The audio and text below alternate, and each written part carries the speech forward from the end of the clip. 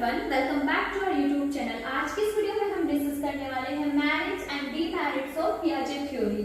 पियाजे सिद्धांत के गुण और पियाजे सिद्धांत की सीमाएं, इनको हम डिस्कस करेंगे। चलिए आज के सेशन को स्टार्ट करते हैं। चलिए वन बाय वन पॉइंट्स को रीड करेंगे, फिर इसको हम समझेंगे। यहाँ पर हम सबसे पहले डिस्कस करने वाले हैं मैरिट्स ऑफ पियाजे थ्योरी, है ना। सबसे पहला पॉइंट दिया गया है साइंटिफिक एंड सिस्टमैटिक थ्योरी, है ना। सेकेंड पॉइंट क्या है, focus on child's thinking, helpful in education, explain stages clearly. चलिए इसको हिंदी में भी डिस्कस कर लेते हैं। यहाँ पर हमें क्या दिया गया है, पियाजे सिद्धांत के गुण, जिसमें पहला पॉइंट है वैज्ञानिक और व्यवस्थित सिद्धांत, बच्चे की सोच पर जोर, शिक्षा में उपयोगी, अवस्थाओं की स्पष्ट व्याख्या, है ना। चलिए समझ लेते हैं पियाजे सिद्धांत के गुण के बारे में। जो पियाजे थ्योरी है वो क्या है, साइंटिफिक है। पियाजे थ्योरी कैसी है, साइंटिफिक एंड सिस्टमैटिक थ्योरी है, यानी कि वैज्ञानिक और व्यवस्थित सिद्धांत है ना। और क्या है, बेसिकली चाइल्ड साइकोलॉजी को एक्सप्लेन करती है। क्या एक्सप्लेन करती है, चाइल्ड साइकोलॉजी को एक्सप्लेन करती है। और क्या करता है, सेकंड पॉइंट जैसे हमने रीड किया, फोकस ऑन चाइल्ड्स थिंकिंग। ये क्या करती है, चाइल्ड्स की थिंकिंग पर फोकस करती है। जैसे कि मैंने आपको बताया, क्या करती है, चाइल्ड साइकोलॉजी को एक्सप्लेन करती है ना, बच्चे की सोच पर जोर देती है ना। और थर्ड पॉइंट क्या है, हेल्पफुल इन एजुकेशन, है ना, शिक्षा में उपयोगी, है ना। क्या होता है, ये क्या होता है, एजुकेशन में भी यूजफुल है ना।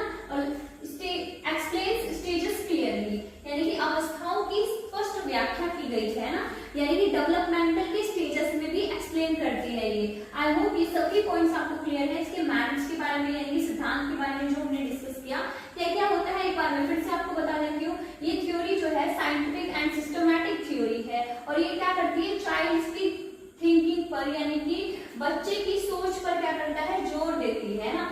और किस चीज में हेल्पफुल इन एजुकेशन, यानी कि शिक्षा में उपयोगी भी है, जो पियाजे की थ्योरी है। और क्या करती है, ये स्टेजेस को भी क्लियरली एक्सप्लेन करती है, अवस्थाओं की स्पष्ट व्याख्या करती है। पियाजे सिद्धांत के जितने भी गुण हमने डिस्कस किए, यानी कि इसके मैरिट्स को हमने डिस्कस किया, आपको क्लियर हो गया। चलिए अब हम डीमेरिट्स ऑफ पियाजे थ्योरी, इसको भी समझ लेते हैं।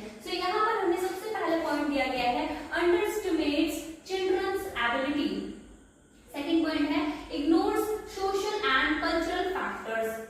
थर्ड पॉइंट है, स्टेजेस में नॉट बी यूनिवर्सल, है ना। चलिए इसको हिंदी में भी समझ लेते हैं। यहाँ पर हमें क्या दिया गया है, पियाजे सिद्धांत की सीमाएं। क्या हम पढ़ने वाले हैं, पियाजे सिद्धांत की सीमाएं, यानी कि डीमेरिट्स, है ना।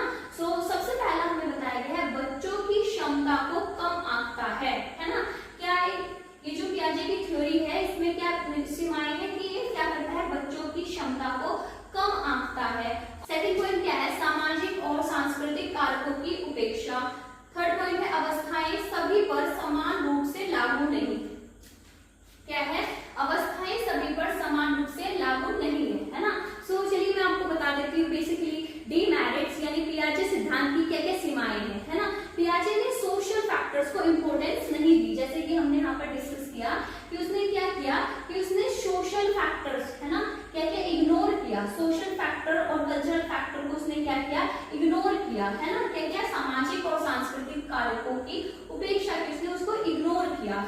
और क्या है, कई रिसर्चर्स के अकॉर्डिंग चिल्ड्रंस की एबिलिटी को अंडरएस्टिमेट किया गया, है ना। अंडरएस्टिमेट चिल्ड्रंस एबिलिटी, जैसे कि मैंने आपको बताया कि कई रिसर्च के अकॉर्डिंग क्या हुआ, बच्चे की क्षमता को कम आंका गया, है ना।